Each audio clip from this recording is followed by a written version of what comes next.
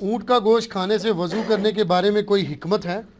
حکمت تو بہت سارے واقعات بنائے ہوئے ہیں لیکن وہ اس قابل نہیں کہ بیان کیے جائیں چونکہ وہ بنائے ہوئے ہیں. ٹھیک. حکمت یہ ہے کہ نبی صلی اللہ علیہ وآلہ وسلم کا حکم ہے صحیح مسلم میں کہ اونٹ کا گوشت کھا کے جو ہے وہ وضو کرنا ہے. ٹھیک ہو گیا, بس حکم ہے, اس کو حکم کے طور پہ لیں. جزاک اللہ. قرآن اور باقی الہامی کتابوں پر جو چیز کامن ہے اس کا ذکر کر دیں اور قرآن کا مقصد اور باقی کتابوں کا مقصد بتا دیں. ایک ہی مقصد ہے, سورۃ الاعلیٰ میں آیا نا, بل تؤثرون الحیات الدنیا والآخرۃ خیر وابقی ان ھذا لفی الصحف الاولی صحف ابراہیم وموسیٰ. تمہارا اصل مرض یہ ہے کہ تم دنیا کی زندگی کو ترجیح دیتے ہو جبکہ آخرت ہمیشہ ہے, بہتر ہے اور ہمیشہ رہنے والی ہے. ان ھذا لفی الصحف الاولی, یہی ایک کانٹے کی بات تھی جو قرآن سے پہلے صحیفوں میں تھی. صحف ابراہیم وموسیٰ, چاہے ابراہیم کے صحیفے ہوں یا موسیٰ علیہ السلام. قرآن کا اگر ایک لفظ میں بیان کیا جائے نا کہ قرآن کا مقصد کیا ہے تو وہ ہے انسان کی ہدایت, بس. یہ اس کا ہے, عنوان ہے اس کتاب کا. اور آپ دیکھیں یہ سٹارٹ میں بھی ھدی للمتقین ھدی للناس, تو کلیئر ہو جاتا ہے قرآن اس لیے نازل ہوا ہے کہ انسانیت کی ہدایت. قرآن آپ کو ایٹم بم بنانے کا طریقہ بتانے کے لیے نازل نہیں ہوا, اریگیشن کے طریقے بتانے کے لیے نازل نہیں ہوا, کیونکہ وہ اللہ سے انسان نے لرن کی ہیں چیزیں. قرآن کا مقصد یہ تھا کہ جس سے وہ آخرت کی زندگی میں کامیاب ہو جائے. اور یہ کوئی عیب نہیں ہے, اگر ایک بیولوجی کی کتاب ہے اس میں بیولوجی ڈسکس ہوگی نا, فزکس کے لیے آپ دوسری کتاب کھولیں گے. قرآن انسان کی ہدایت کے لیے, انسان کے اخلاقی اقدار بہتر ہوں, وہ معاشرے میں اچھا پرفارم کرے, ایک خاندانی نظام کس طرح وجود میں آئے اور اس کے لیے کیا کیا اوبلیگیشنز ہوں مرد و عورت کی, یہ چیزیں ہیں یعنی قرآن کا ٹاپک. اور دنیا میں جتنے مورل لاز ہیں نا, یہ چیلنج کی بات ہے, وہ کسی الہامی کتاب سے نکلے ہوئے, کسی نہ کسی الہامی کتاب نے. انسان تو کبھی بھی مرد بنائیں گے اپنی مرضی کا قانون بنائیں گے, عورتیں اپنی مرضی کا بنائیں گے. یہ جتنے بھی قوانین ہیں نا, مورل لاز, لوگوں کی ویلفیئر کے لاز, ان کا تانا بانا کسی الہامی کتاب سے جا کے ملتا ہے. ٹھیک ہے نا. تو کیونکہ یہ اللہ تعالیٰ نے انسان کو, اخلاقیات انسان کو اللہ نے سکھانی ہے نا, ورنہ تو انسان اور جانور میں کیا فرق ہے. اور دیکھ لینا پریکٹیکلی جانور تو بنا دیے نا, عورتوں کے کپڑے اتروا دیے نا یورپ میں اور امریکہ میں, کموڈٹی بنا کے پیش کیا ہے نا. پاکستان بننے سے پہلے آپ ذرا امریکہ کی اور یورپ کی فلمیں دیکھیں تو عورتوں نے یہاں تک ان کے کپڑے بھی پورے ہوتے ہیں, اوپر بھی انہوں نے ٹوپی بھی پہنی ہوتی ہے اور سارا کچھ. تو ان 100 سالوں میں انہوں نے کام ڈالا ہے نا ان کے ساتھ, اور اب ان کو احساس ہو گیا, لیکن اب ان کے قابو سے باہر ہے. صحیح. ٹھیک ہو گیا. اسی لیے تو عورتیں زیادہ 65% عورتیں ہیں جو اسلام قبول کر رہی ہیں, مرد 35% ہیں. جی, مرد 35% ہیں اور عورتیں, کیونکہ وہ سیکیورٹی فیل کرتی ہیں اس بات میں کہ اسلام میں ان کی سیکیورٹی ہے. حقیقت بات ہے. ٹھیک. جزاک اللہ. اگر ایک کمپنی پاکستان میں اور اس کمپنی کا کسی باہر کی کمپنی سے رابطہ ہے اور پاکستانی کمپنی ورکرز رکھتی ہے, کام کرتی ہے, اور باہر کی کمپنی سے پیسے مثال کے طور پر 1 لاکھ روپے یا 50,000 روپے اس کمپنی کے ملازم کو دیتی ہے, تو وہ 50,000 یا لاکھ روپیہ اس میں سے آدھے اپنے پاس رکھ لیتی ہے اور آدھے آگے ملازم کو دے دیتی ہے, کیا یہ ان کے لیے جائز ہے؟ جائز ہے نا, بتا دینا اس کو, اس سے ایگریمنٹ کروا لیں کہ ہم آپ کو لاکھ روپے میں بھرتی کر رہے ہیں لیکن 50,000 ہم آپ کا لیں گے, 50,000 آپ کو دیں گے. اگر وہ ایگری کر جائے پھر تو ٹھیک ہے. ٹھیک ہے. اگر نہیں کرے تو پھر نہیں ٹھیک. ان کو بتانا ضروری, ورنہ غرر ہو جائے گا. ٹھیک. ٹھیک ہو. کیا کوئی ایسا ٹائم ہے جس میں نماز جنازہ پڑھنے سے منع فرمایا گیا ہو؟ کوئی ایسا ٹائم نہیں ہے, لیکن جن اوقات میں عام نماز منع ہے ان میں جنازہ بھی بہتر ہے کہ نہ پڑھا جائے. یہ حدیث میں ملتا ہے, لیکن اگر آ جائے تو پڑھ سکتے ہیں, کیونکہ جنازے میں سجدہ تو ہوتا نہیں ہے نا. تو سجدے والی نماز منع کی گئی ہے 3 اوقات کے اندر, سورج نکلتے وقت, سینٹر میں پہنچے, اور غروب ہوتے وقت. بخاری مسلم میں موجود ہے مسئلہ 30 میرا اس کے اوقات میں. اور ان اوقات میں آپ قرآن پڑھ سکتے ہیں, باقی اذکار کر سکتے ہیں. تو چونکہ جنازے کی نماز میں یعنی ایک طرح کی دعا ہی ہوتی ہے نا, رکوع سجود تو ہوتے نہیں ہیں, لہٰذا کوئی ایسا کافروں کی مشابہت لازم نہیں آتی ہے. ٹھیک ہو گیا. کیونکہ 3 اوقات میں یعنی یہ شیطان کی پوجا کی جاتی تھی نا سورج کی, تو منع کیا گیا پوجا سے. کیا رسول اکرم صلی اللہ علیہ وسلم نے نماز میں خوبصورت آواز نکال کر قرات سے منع کیا ہے؟ ابو داؤد میں حدیث ہے کہ جو منافقین کی اکثریت قاریوں میں ہے جو اس قسم کی آوازیں نکالتے ہیں. صحیح. اس سے یہ مقصد نہیں ہے کہ آپ نکال نہیں سکتے. بخاری میں حدیث ہے وہ ہم میں سے نہیں ہے جو قرآن ترنم سے نہ پڑھے. نبی علیہ السلام خود ترنم سے قرآن پڑھتے تھے. ٹھیک ہے نا جی. صحیح بخاری کے اندر حدیث موجود ہے, حضرت امیر معاویہ رضی اللہ تعالیٰ کہتے ہیں کہ میں نے نبی علیہ السلام کو یعنی ترنم سے قرآن پڑھتے ہوئے سنا ہے، انا فتحنا لک فتحا مبینا. اور بخاری میں ایک حدیث ہے کہ نبی صلی اللہ علیہ وسلم نے فرمایا اللہ تعالیٰ سب سے زیادہ متوجہ ہو کر نبی کی قرات سنتا ہے جب وہ کتاب پڑھ رہا ہوتا ہے. سبحان اللہ. ٹھیک ہے، تو ترنم سے پڑھیں. ماشاء کاریوں میں اس لیے کہا گیا کہ جو طرزیں لگاتے ہیں نا تو وہ ماشاءاللہ قرآن میں جو غضب کی آیات ہیں اس میں بھی سبحان اللہ کہلوا رہے ہوتے ہیں اور کہہ رہے ہوتے ہیں، تو وہ اس کی تھیم کو تو فالو کر نہیں رہے ہوتے، وہ طرزوں کو لے کے چل رہے ہوتے ہیں. لوگ ابھی عموماً جو جاتے ہیں کہتے ہیں کہ قرآن کو سونا پڑتا ہے، سونے مراد طرز ہے. جی. تو وہ یہ ایک پہلو ہے نا طرز. قرآن کے الفاظ بھی تو سمجھ آنے چاہیے، توڑنے موڑنے تو نہیں چاہیے، ورنہ تو یعنی وہ حرام ہے نا قرآن کو اس طرح. قرآن میں تو حکم ہے ورتل القرآن ترتیلا، قرآن کو ٹھہر کے پڑھنا ہے. ٹھیک. تو یہ توڑ موڑ کے تو نہیں قرآن کو پڑھنا. جزاک اللہ. قبرستان جا کر قبر کے پاس کس طرف کھڑا ہو کر دعا کی جانے کی سنت طریقہ ہے؟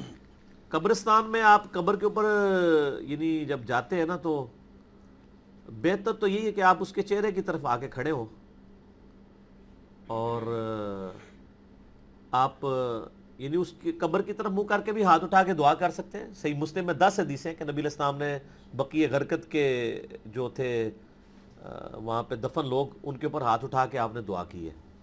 اس میں آپ قبر والے سے تو نہیں مانگ رہے، اللہ سے مانگ رہے ہیں. جی. اور ایک دعا کا ایک پروٹوکول ہے کہ قبلہ رخ ہوا جائے، لیکن یہ ضروری نہیں ہے. ہم کئی دعاؤں کے لیے قبلہ رخ نہیں ہوتے. یعنی بندہ جب کھانے بیٹھتا ہے تو قبلہ رخ تو نہیں ہوتا نا. جی. ٹائلٹ میں جاتے ہوئے پہلے قبلہ رخ ہو کے دعا تو نہیں مانگتا نا. صحیح. وہ تو جس طرف بھی رخ کرو گے اللہ کا چہرہ پاؤ گے جیسا کہ اس کی شان کے لائق ہے. بے شک. تو اگر سامنے آگے کر لیں تب بھی ٹھیک ہے، سرانے کھڑے ہو کے قبلہ رخ ہو جائیں تب بھی ٹھیک ہے. دونوں طریقے ٹھیک ہے. ٹھیک. کوئی اس میں ممانعت نہیں سوالے سے، لیکن اللہ سے ہی مانگنا ہے. جزاک. الصلاۃ مراج المومنین، کیا یہ حدیث ہے؟ الصلاۃ مراج المومن، کیا یہ حدیث ہے؟ اس سے کیا مراد ہے؟ حدیث تو کوئی نہیں ہے، یہ کوئی میں کمزور سی کوئی روایت ہی کہیں سے نکالی ہوئی ہے انہوں نے. باقی یہ بات ٹھیک ہے، نبی علیہ السلام کو معراج پہ تحفہ ملا ہے نمازوں کا. صحیح مسلم میں بخاری دونوں میں موجود ہے. نمبر 1. نمبر 2، معراج میں نبی علیہ السلام کی اللہ سے ملاقات ہوئی تھی. جی. دیکھنا ثابت نہیں، ملاقات ثابت ہے. بالکل صحیح. اور اس میں گفتگو بھی ہوئی تھی. صحیح. آپ نے اور میں نے جب اللہ سے گفتگو کرنی ہے تو کیا کرتے ہیں؟ نماز پڑھتے ہیں. کہتے ہیں نا وہ جی جب آپ نے اللہ سے گفتگو کرنی ہے تو نماز پڑھیں، اور جب آپ چاہیں کہ اللہ آپ سے گفتگو کرے تو قرآن پڑھیں. لیکن اس صورت میں جب قرآن کا ترجمہ بھی آتا ہو، ورنہ کیا ہے. تو اس اعتبار سے تو واقعی مومن کی معراج نماز ہے کہ وہ اللہ کے ساتھ گفتگو کرتا ہے، ملاقات ہو جاتی ہے. تو یہ بات ٹھیک ہے، حدیث ہو یا نہ ہو بات ٹھیک ہے. جزاک اللہ. جب مؤذن اور اقامت والا رکھا ہو ریگولر تو کسی اور کو اذان یا اقامت کہنے کے لیے اجازت لینا پڑے گی؟ رکھا وہی غلط ہے. سنن نسائی میں حدیث ہے، مستدل الحاکم میں بھی ہے، امام حاکم نے امام زابی نے مسلم کی شرط پہ اسے صحیح کہا ہے کہ نبی صلی اللہ علیہ وآلہ وسلم نے فرمایا کہ اپنا مؤذن اس شخص کو رکھو جو اس کی اجرت نہ لے. تو یقیناً یہ اجرت پہ ہی رکھا ہوگا نا. جی. تو یہ مؤذن کو اجرت پہ نہ رکھا کریں، مسجد کی صفائی والا اجرت پہ رکھ لیں، پیرلل میں اس کو ریکویسٹ کریں کہ وہ اذان بھی دے دیا کریں اور اذان اوپن چھوڑیں. ترمذی میں ایک روایت ہے کہ جو اذان دے وہ اقامت کہے، لیکن وہ ضعیف ہے. مسئلہ 50 میرا اذان کے احکامات کے اوپر ریکارڈڈ ہے. اذان کوئی بھی دے سکتا ہے جس کو دینی آتی ہو، داڑھی ہونا بھی کوئی شرط نہیں. ہمارے نزدیک تو امامت کے لیے بھی داڑھی شرط نہیں، قرآن آنا چاہیے. تو کیونکہ صحیح مسلم میں 4 شرائط بیان ہوئی ہیں نا جی امامت کی، یعنی وہ قرآن کا علم سب سے زیادہ، پھر سنت کا، اس کے بعد ہجرت جس نے پہلے کی، اس کے بعد جو عمر میں بڑھا ہے. فقہ حنفی میں 1-2 اور بھی ہیں لیکن وہ اس کیمرے کی متقاضی نہیں ہے. وہ اپنے بزرگوں سے پوچھیں یہ کون سی ہیں. فقہ حنفی میں مزید جو شرائط ہیں ٹھیک ہوگی. پھر بزرگوں سے کہیں آپ سے شروع کرتے ہیں، آپ کے پیچھے اتنی نمازیں پڑھی ہیں، چیک کرتے ہیں آپ نے وہ شرائط پائی جاتی ہے کہ نہیں. ٹھیک ہے. علی بھی سوال ہے، کریڈٹ کارڈ کے استعمال کے بارے میں بتا دیں، اور بینک میں کریڈٹ کارڈ کے شعبے میں نوکری کرنا اور لوگوں کو کارڈ بنوانے کے لیے غلط ہے، سب غلط ہے جی. کریڈٹ کارڈ اگر کوئی بندہ لیتا ہے اور وہ سود لگنے سے پہلے بھی پیسے جمع کروا دیتا ہے تب بھی وہ ایگری تو کر گیا نا سودی سسٹم کے اوپر. اور ہم نے دیکھا ہے لوگ پھنستے ہیں، تھیندے تھی جاندے نے، پھر بچ جائیں. صحیح. آخری سوال ہے بھی. شکر الحمدللہ. جلدی کرو. اللہ ہمیں کیوں مشکلات میں ڈالتا ہے؟ کیونکہ ہمارا امتحان لیا جائے. بڑا مشکل سوال کیتا جی. یقیناً صحیح. مشکلات میں ڈالتا ہے. قرآن میں حکم ہے وَلَنَبْلُوَنَّكُمْ بِشَيْءٍ مِّنَ الْخَوْفِ وَالْجُوعِ وَنَقْصٍ مِّنَ الْأَمْوَالِ وَالْأَنفُسِ وَالثَّمَرَاتِ، ضرور آزمائیں گے تمہیں تھوڑے سے خوف سے، جان اور مال میں نقصان سے، صحت میں نقصان سے، پھر ہم دیکھیں گے کون صبر کرنے والا ہے۔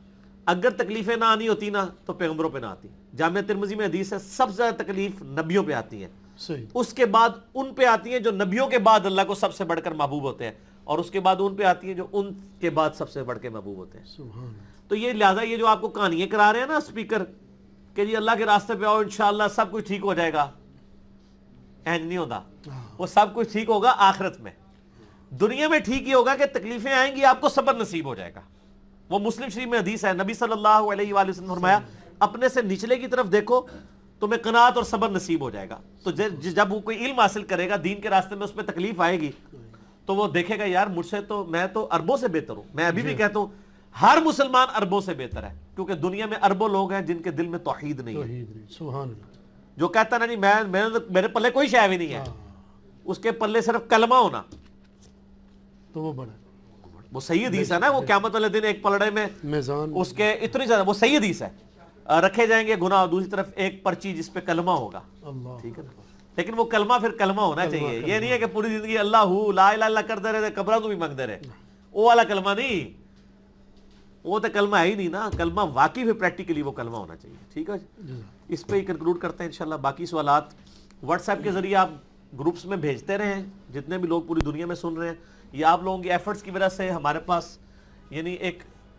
ورسٹیلٹی اس حوالے سے اویلیبل ہو جاتی ہے، ورنہ ایک بندہ بیٹھ کے سوچے سوال تو وہ کبھی نہیں یعنی بنا سکتا۔ اتنے ہزاروں دماغوں کے سوالات جمع ہوتے ہیں، واٹس ایپ گروپس میں شیئر کروائیں، ہمارے ابرار بھائی کو، غلام محی الدین بھائی کو، یوسف بھائی کو، فرحان بھائی کو، اور انشاءاللہ تعالی معظم بھائی کو، تو وہ ہم تک پہنچ جائیں گے، اور پھر انشاءاللہ وہ مجالس میں، ابھی تو یہ کافی پرانے سوالات تھے تو کیو میں بھی لگے ہوئے ہوتے ہیں۔ اللہ تعالیٰ سے دعا ہے جو حق بات میں نے کہی اللہ تعالیٰ ہمارے دلوں میں راسخ فرمائے، آمین، اگر جذبات میں میرے منہ سے کوئی غلط بات نکل گئی اللہ تعالیٰ ہمارے دلوں سے ہی معاف کر دے، آمین، ہمیں کتاب و سنت کی تعلیمات پر عمل کر کے دوسرے بھائیوں تک پہنچانے کی توفیق عطا فرمائے۔ آمین، سبحانک اللہم و بحمدک اشہد ان لا الہ الا انت استغفرک و اتوب الیک وما علینا الا البلاغ المبین۔ جزاکم اللہ خیرا۔